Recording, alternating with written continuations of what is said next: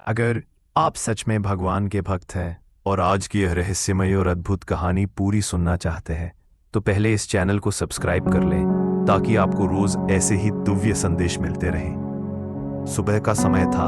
हल्की धूप आंगन में फैल रही थी और वातावरण में एक अजीब सी शांति थी। अचानक दरवाजे से एक सुंदर नीला हरा मोर धीरे धीरे चलता हुआ अंदर आया। उसके पंखों की चमक मानो आसमान के सारे रंग अपने साथ ले आई हो।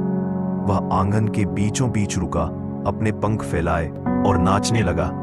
उस दिन घर के लोगों ने महसूस किया कि महीनों से रुका हुआ एक बड़ा काम अचानक पूरा हो गया। सबको लगा यह बस एक संयोग है, लेकिन अगले दिन फिर वही हुआ। सुबह मोर आया, नाचा और उसी दिन घर में एक बड़ी खुशी आई। लंबे समय से रुका हुआ एक जरूरी फैसला सभी के पक्ष में हो गया। धीरे धीरे यह घटना रोफ होने लगी। मोर आता, नाचता और चला जाता, और हर बार उसके जाने के बाद कोई ना कोई शुभ समाचार सुनने को मिलता।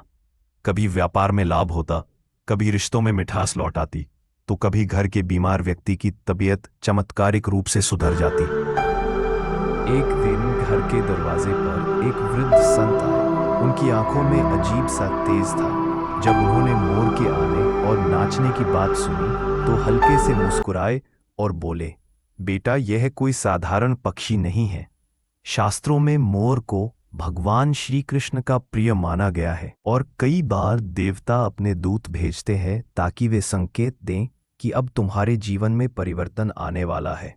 मोर का आना और नृत्य करना इस बात का प्रमाण है कि तुम्हारे घर पर दिव्य कृपा बरस रही है। हर नृत्य अलग आशीर्वाद लाता है, कभी धन, कभी स्वास्थ्य, कभी नए अवसर, कभी मन की शांति। संत ने यह भी कहा कि जब भी मोर आए तो उसे प्रेम से देखना, आंगन को साफ रखना और भगवान का नाम लेना। यह दूत खाली हाथ नहीं आता, यह अपने साथ आशीर्वाद लेकर आता है।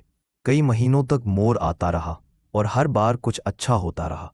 फिर एक दिन उसने नाचने के बाद आंगन से मंदिर की ओर उड़ान भरी और कभी वापस नहीं आया। उसी रात घर के स्वामी को सपना आया जिसमें भगवान कृष्ण खड़े थे, मुस्कुराते हुए कह रहे थे, वह मोर मेरा दूत था। मैंने तेरे घर पर अपनी विशेष कृपा बरसाई है। जब भी तेरे जीवन में कठिनाई आए तो मुझे पुकारना, मैं फिर अपना संदेश भेज दूंगा। उस दिन से घर के लोग हर सुबह भगवान का नाम लेते और विश्वास करते कि मोर का आना उनके जीवन का सबसे बड़ा आशीर्वाद था। अगर आपके घर के आंगन में भी कभी मोर आकर नाचे तो समझ